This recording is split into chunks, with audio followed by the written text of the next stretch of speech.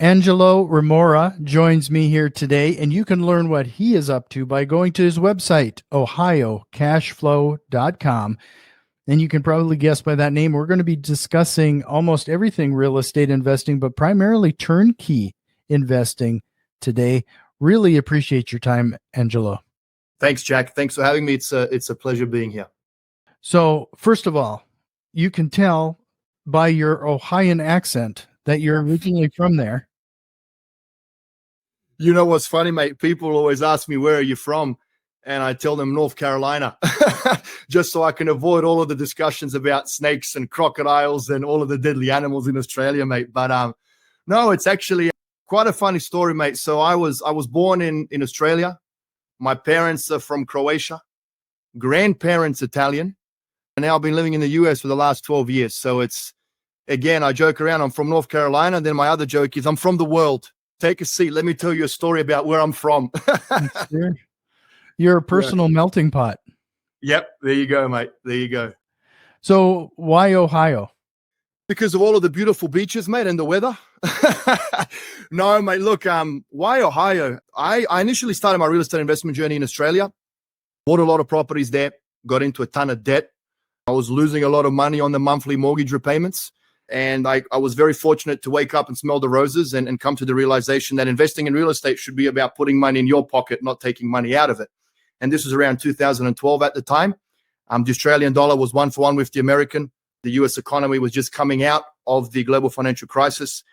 And, you know, being in real estate and investing in real estate, of course, the US real estate market came across my desk, you know, all of the buzzwords, once in a lifetime opportunity. And once I saw the numbers on offer here in the US across the board, I was just absolutely mesmerized. I thought it was too good to be true. I couldn't believe it. I had to be a part of it. And literally, mate, within 6 months, I packed my bags, left everything and everyone behind and moved into the unknown. I initially got off the boat, as I like to joke around, in Kansas City, bought a property there, flipped it, made a huge profit. And I was like, bloody hell, mate, this is better than sliced bread. I couldn't believe it. And then one thing led to another. You know, as the saying goes, your network equals your net worth. And I'm a big networker. So I had a lot of relationships that I established all over the country, but specifically in Ohio and specifically in Toledo. Excuse me, out of all of the places, Toledo, Ohio, right? And once I saw the opportunities there in that market, I know it's a tertiary market. It's a bit of a boring place to be in.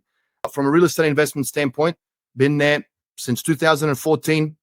I own a Ohio Cashflow turnkey company, Oz Realty property management company. We also have a brokerage, and I've invested in all kinds of different avenues, from crypto to stocks to oil funds. I've bought real estate all over the world. Anyway, that aside, yeah, man, I was just absolutely mesmerized with the bang for your buck that was on offer in Toledo specifically.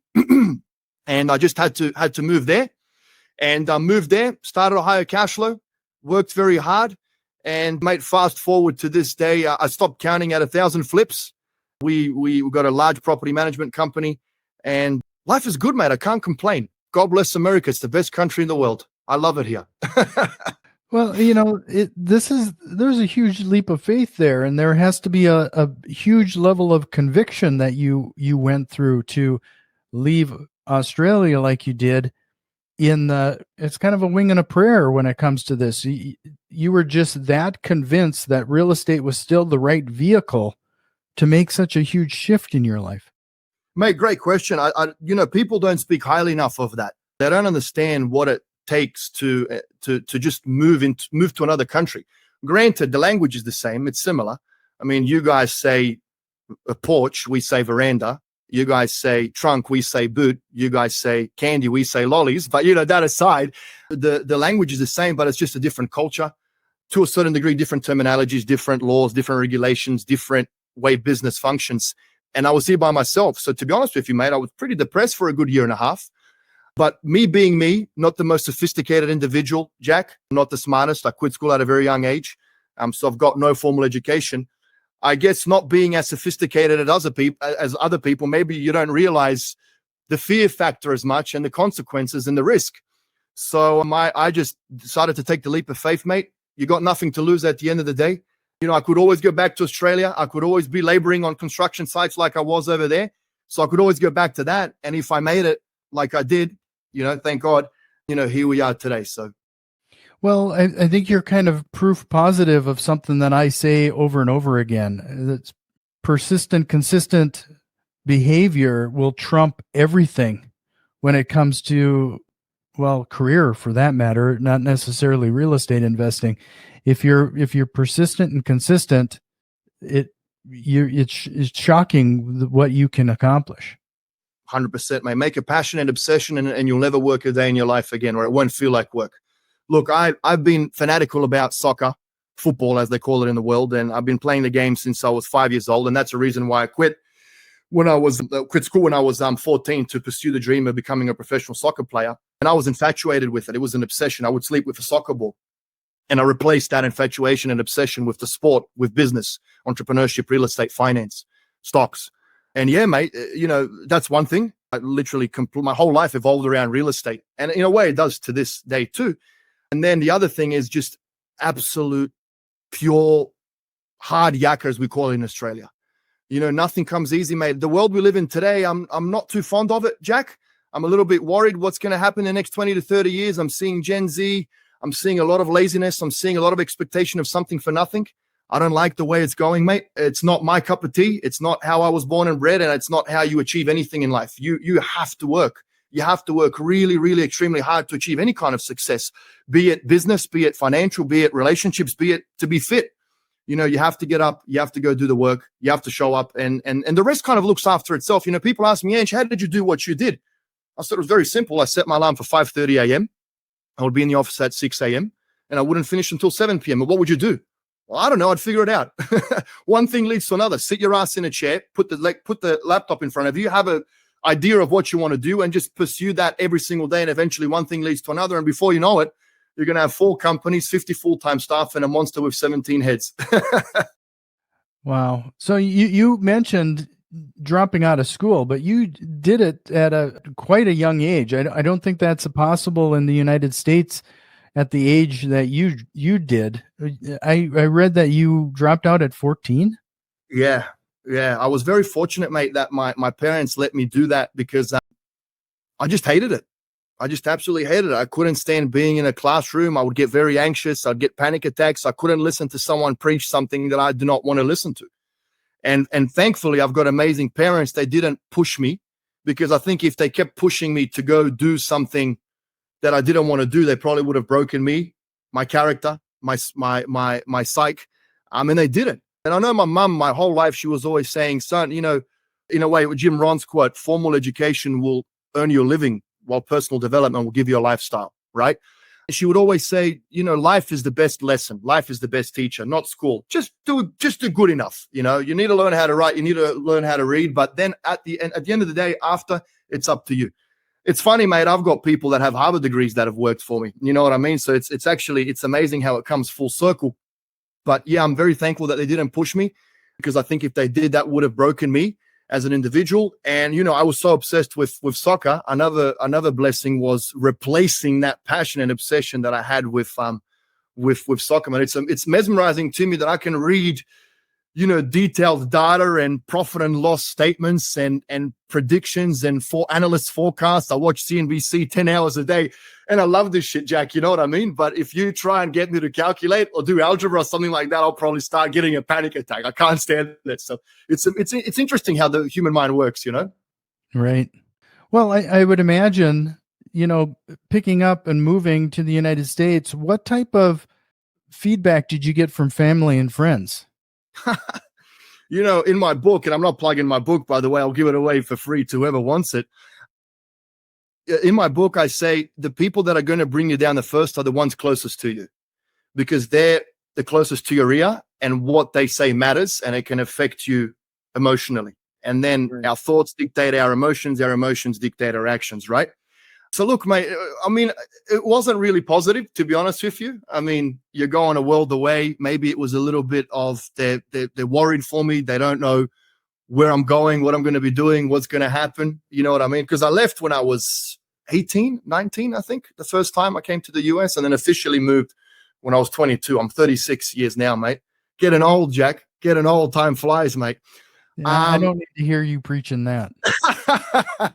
Yeah. So look, all in all, it wasn't positive, and it wasn't encouraging. So that's something for all the listeners out there, that It's a long way to the top, and it's an only way to the top. And people that love you and care about you the most are probably going to be the ones that will want to bring you down first. Not because they don't care, not because they don't love you, it's just because they're scared for you. So it's very hard ignoring that noise from loved ones. What anyone else says, I don't give a shit. I just goes through one ear and out the other, because everyone's got an opinion these days. If you know who you are, if you know your values, then it doesn't really matter what anyone else thinks, right? Right. Well, you take their feedback into account. I mean, they're the people that care about you, and you want to hear they've Always. been there, done that in a lot of ways. But it almost sounds like you had a much overriding why versus reacting to any kind of pain. Is that the situation here? Oh, 100%, mate. I mean, maybe some of it came from being bullied as a kid too. You know what I mean? You got a chip on your shoulder and you're never perfect. And eventually, what tends to happen? You're competing against the naysayers from a young age. Because I did a lot of self-evaluation. I've really gone down the path of philosophy, stoicism, reading, religious readings and whatnot. And then you start doing a lot of self-evaluation, start looking deep. And maybe it was a chip on my shoulder from my younger days that I initially was competing with the Joneses. I bought the cars, Jack. I bought the properties. I bought it all. And then I came to the realization that more of these things just equal more problems. It doesn't let you be free. It's like you're a slave to belongings. So you get rid of that. And then what eventually happens is you stop competing with the Joneses and someone else. You start competing with yourself. I want to be better tomorrow than I was today. So that's kind of how I live my life now. But yeah, mate, look, I've always been the type of character where if I say I'm going to do something, I do it. And if it costs me my neck, well, so be it. Other people are smarter. They'll just open the door and go to the other side. I'll put my head through the wall if I have to, because I don't know how to open the door. But still, we get to the same place, don't we? I do it a lot harder and a lot more strainful on my body. But mate, look, it's for me. Again, it was ego. Don't have that as much anymore. Now it's a bit different. It's more about my family want to retire. My dad already retired. My mum retired. My uncle. So now I'm kind of pushing and grinding for them. If you ask me, mate, I could sleep under a bridge. I really don't need much. I like nice things, but I don't need much. Well, there's one thing that I need, and that's a cigar. I love to smoke a cigar. That's my vice. I smoke around 3 or 4 cigars a day. So give me a cigar and I'm good to go, mate. But other than anything else, I've come full circle, mate. Don't need it. Don't want it. I know it doesn't make me happy. Being fulfilled is being with someone you love and having good people around you that care for you and that love you. And health is a very important factor too, mate. You mentioned earlier that you kind of was about a year and a half in kind of the dumps, in kind of a depression. What tips or strategies, if somebody is going through that today, what did you do to pull yourself out? Oh, wow, mate. Look, I'm very fortunate. I didn't have too many experiences with depression over my life. I do suffer from anxiety and panic attacks. Manageable. I think that's passed on from my family. It's in the genes. It's not easy, mate. I've broken many bones playing football and soccer, and I always say I'd rather break another bone than have anxiety. It really sucks. It's painful, but again, it's manageable if you know how to deal with it. Look, when I had a tough time when I first moved to the US, a lot of things hit me at once, and I think, and I remember the moment clearly. What happened is you come to the realization that you kind of can't hit any lower, and the only lower place to go would be 6 feet under, and that's never an option. And I remember very clearly, I just got my ass up off the floor and I went into the office and I just started chipping away stronger and harder than ever. I think there's something to be said about work and business and being busy. Granted, I can go into more depth on that, but I'll just try and keep it simple, where it doesn't allow you to really think about stupid crap that goes on. You know what I mean? Especially if you have that purpose and that why and that bigger picture of what you're doing, why you're doing it. Then you forget about all the little nitty gritty, and that kind of the work that you do every day can also pull you out of a dump. And no matter how hard it gets, mate, you got to keep persevering. You just got to keep pushing forward. You can't stop. Stopping is not an answer. Giving up is not an option. Period. Well, you mentioned earlier you're kind of bothered by the younger generation that is coming up, that's showing laziness and a few other characteristics you don't really care for. It's obvious that you're quite the go-getter based on what you're talking about in your energy and and expressiveness so far. I almost kind of see a Gary Vaynerchuk or something on the other side here right now. No, But Gary wishes he was me, mate. I'm 6'3", 230 pounds. He's too short. but what I think is always interesting is there anything that you do to maintain this level of mindset or activity? I understand, it sounds like you've really established your why. That's a big thing that I keep pushing for a lot of people. You got to identify your why. But there's got to be, is there anything else that you do to just keep your mind fed the way you need it? I don't need any drugs. I look in the mirror, I'm high. Life. Live it. Life. Life's too short. Life is too short. You know what I mean? Like, it flies by. What's the point? If you're sad and angry, let it go. Come on, let's move. Let's get it done. What do you want? Let's work for it. You know what I mean? Let's laugh. Let's joke around. Let's be stupid. Let's walk around without any pants on. I don't know. So, well, you're a very rare breed then. I have to be, I'm constantly, it's almost a 24/7 thing for me. I'm constantly listening to podcasts. I'm constantly listening to audiobooks. I'm constantly having conversations like this in an effort to maintain a certain mindset associated with what we do. Yeah, no, I understand. Well, look, for me, I meditate, I pray a lot, I read philosophy. That keeps me calm. So I'm not bloody anxious all day and every day. I read a lot of Jesus's teachings. It just puts me in peace. But mate, I'm ready to go. As soon as I get out of bed, it's like a bee stung me in the ass, mate. I'm ready to go. And of course, you need to have a little bit of a coffee, a little bit of meditation. I turn on CNBC, light up my cigar, and then kind of get the body moving. Half an hour, 45 minutes, hit the gym, and we're good to go. Sure, I have my bad days, mate. I'm tired. I'm getting older. My neck is sore today. I can bloody hardly move it, mate. You know what I mean?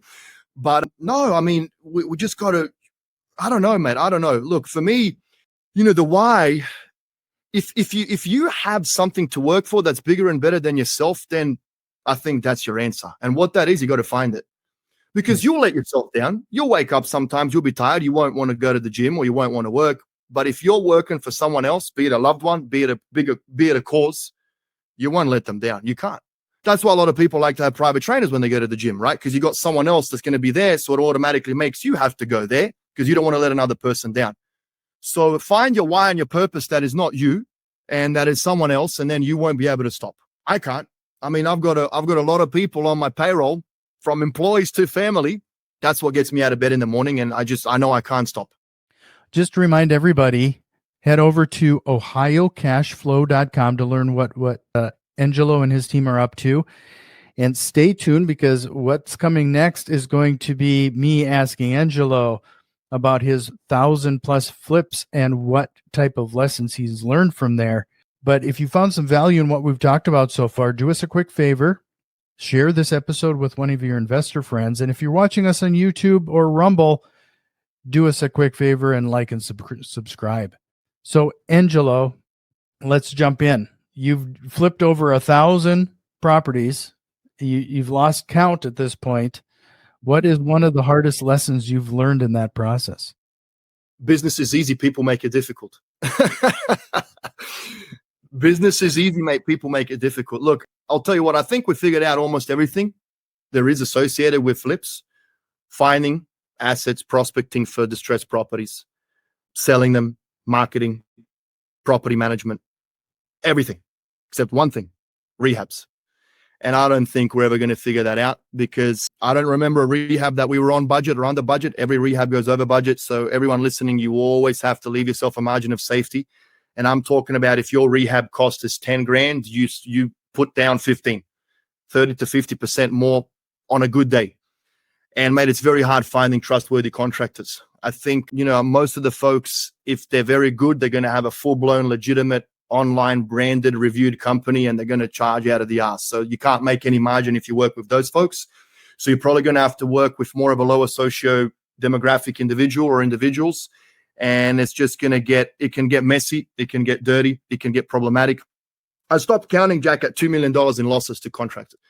I don't even want to think about it. It's just the cost of doing business. They take a draw, buy a boat. They take a draw, buy a car. They take a draw, buy drugs. They take a draw, buy materials, use it on another job. They take a draw, they just disappear. I've had it all, mate. I've heard it all. I've seen it all. Once you do, look, if you start flipping as many as we do, you hit an economies of scale standpoint, you start having more volume, and you've already kind of gone through all of the good, the bad, and the ugly when it comes to contractors. Then you find yourself 2 or 3 good ones, and you just keep working with them for as long as you possibly can. Another thing too, trust but verify. I've had a few people on board that have been with us for years and years and years, and I cut a $32,000 check because I trusted them. I thought the work was done. Of course, I don't have to verify. They've been with me for 2 years, and they took the money and they disappeared. So even if you're in bed with someone for 2 or 3 years from a business relation standpoint, I think you should always trust but verify if the work has been done before you pay that final draw or a progress payment when it comes to contractors. Well, let's talk about your turnkey properties for a minute.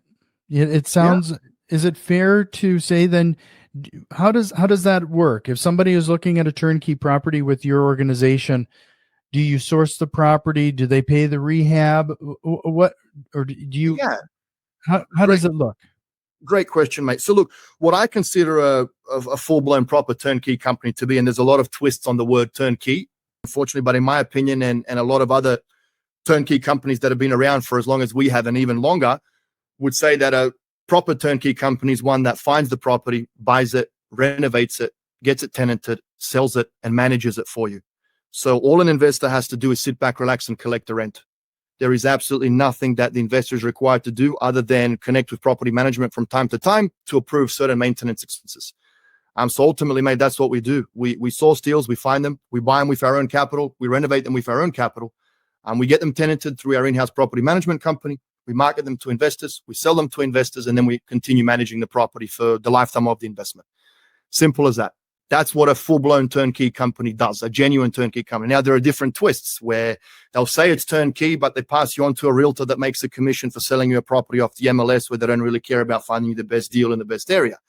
Then they're going to give you a third-party contractor, which is not in-house, it's not under the same roof. So if they do something wrong, they can point the finger at someone else. And then, of course, property management nickel and dimes you to death. So it's like a goose hunt. You don't know who to blame. With a higher cash flow, mate, if shit hits the fan, you can call me and scream at me because it's our fault at the end of the day because we're in charge from everything from top to bottom. So, that's us, mate. Well, if somebody was interested in a turnkey property, what questions should they be asking in order to make sure it's a good fit? Mate, great question. Look, I think, in my opinion, it's very important that turnkey companies have in-house property management, not third-party property managers, because then they are vested in your long-term success. Whatever they promised you on paper, they want to deliver in real life. If they pass you on to a third-party property manager, I think that's a recipe for disaster. And what turnkey companies are known to do quite often is sell properties for more than what they're worth to meet margin. Especially now with the market at all-time highs, they won't be able to find too many good deals. They're going to have to pay a pretty penny for it. And of course, to make their margin to continue having a operational business, they're going to have to sell it for more than what it's worth. So look out for that too. And it's very unfortunate. A lot of folks think if they're getting financing, they're somehow secured and safe, but they're not. I know a lot of players in the game that have community banks, in-house lenders where they manipulate and influence the appraisal. So even if you're getting financing, you're still not safe. You could still pay above market value for the property because it's all set up in a way and there's a lot of influence there, right? And just think about it, Jack. A lot of the mortgage lenders, if you're giving them a lot of volume, they're happy to cook the books a little bit to get business across the line, right? So those are the things to kind of ask turnkey companies. The biggest focus, in my opinion, would be property management, because in my eyes, anyone can find the property, buy it, renovate it, and sell it. Not many can manage well and manage well long term. So in order to have long term continued success, property management is going to be your key. So all of the questions that you have for your turnkey provider should be about property management and their fees, their structure, their vacancies, occupancy, cost per turn, all of those nitty-gritty numbers and stats. Sure. Because I've been in real estate investing for such a long time too, I have to admit, when it comes to property managers, I have yet to find one where your interests are aligned. And I would imagine that is, and I have to also say that I've been burned a couple times with turnkey rentals. What have you done to ensure that your team's interest and the investor's interests are aligned? Great question, mate. You're not the only one. My God. A lot of Aussies got burnt heavily in the US when I was first starting. And now you're not going to see an Aussie investing. What do we have that our interests are aligned, mate? Look, I think we keep a higher cash flow, very niche, very boutique, very exclusive. We only do around 4 or 5 deals a month, so we're not focused on pumping as many sales as possible. We only sell what we own, so we don't put our name behind any other product like a lot of the other sales marketing guru turnkey companies out there do. We don't offer any financing, it's cash only. We lose 90% of business because of that, and we do that because we don't want the investor reading a book or listening to a podcast or going to a mastermind and thinking they should leverage a lot and buy a lot of properties, because by leveraging the money, they can buy a lot of properties. I've always said slow and steady wins the race. Build your portfolio with cash. Understand the true income of that portfolio before you start using leverage and supercharging the growth of that portfolio. So I think, mate, look, we're known for turning down more business than we take on. Going back to what I said, niche, boutique, and exclusive, I don't have a sales team. Every investor goes through me. Every introductory call goes through me. I speak to everyone. If I don't feel it's going to be a good fit, we don't work with you. Simple as that. So it's not, in a way, it's not about money to us, mate. Of course it is. I got to have a profitable business. But if I don't feel that I can help someone, or if I don't feel that we're on the same page, I'm not going to make the sale. I didn't do it from day one, Jack, when it took me 1.5 years to sell my first property for higher cash flow. I didn't compromise my beliefs to make a sale. I'm not going to do it now when I've made millions. Very simple. Engelo Rumora does not have a price, and I will never have a price. Throw trillions of dollars at me. You can't buy me, mate. I don't care. I don't care. So I think, I'm not sure if that kind of answers your question, but in a way it might. Other than that, mate, we're all vested in the investor success. We wear our heart on our sleeve. We're not perfect by any means. We make a mistake. It's an honest mistake. And if we make it, we'll pay for it. We'll fix it. You got a bunch of people that are working very hard for everyone. And when someone works hard, they make mistakes. But, at the end of the day, it's an honest mistake. And we always want what's best for everyone. And every decision is made with investors' best interests at heart. So, yeah. Do you keep any of these rental properties for yourself? Mate, I had over 20 something in my portfolio. And then we dried up on inventory. I had to sell out of most of them. I've still got around 10 or something like that. I'm just buying a 6 unit now. There's not a property that I don't sell that I wouldn't keep, mate. I initially came to the US to buy, fix, renovate, and hold, and then move back. But then one thing leads to another, and you turn it into a business. But right now, mate, to be honest with you, if I had some lazy capital around and I didn't have to feed my staff, I'd probably just buy them for myself. I love them, especially 2-bedroom, 1-bathroom homes. They're my favorite. Yeah. So, well, Engelo, this has been a fantastic conversation. There's so much to learn from you. I hope you'll consider coming back again sometime. Again, I'm going to remind everybody, ohiocashflow.com, to learn what Engelo and his team are up to. And maybe you'll have a chance to work with Engelo or take advantage of getting his book. But Engelo, if you're ready, I'm going to jump into the rapid fire questions as we close out this show. Let's do it, mate. What lie do real estate investors tell themselves and sometimes to others? The financing will help you. Oh, wait, no. What lie do investors tell themselves and sometimes? Oh my God, mate, you put me on the spot here. Bloody hell. But they tell themselves and sometimes to others. Look, yeah, that it's you can build your portfolio quicker with financing, but not understanding the actual pitfalls, because they don't look at a worst case scenario basis. If in the case of a black swan event, inflation going up, interest rates going up, multifamily syndications, fixed interest rates at 2%, now they're at 8%, they're bleeding money. Sure. So financing is not necessarily a quicker and better way to grow your real estate portfolio. Do you have a book recommendation, or what are you reading right now? I'm reading The Daily Stoic and Jesus Calling every day. Sure. And of course, my book. But that one, I'm giving that one for free. So there's no excuse for people not to pick it up. There you go. How about that? I should sell it, right? Why am I? I'm an idiot. If you could go back in time and give your younger self one piece of advice, what would it be? Go slower. Because if you go as fast as you did, you're going to burn out like you did. What single strategy, process, or tool have you implemented to have the biggest time-saving impact to your business? Virtual assistants. Incredible. Okay. I've gotten that question answer quite a few times, and it's always interesting to hear how have you selected your virtual assistants? through a third-party company.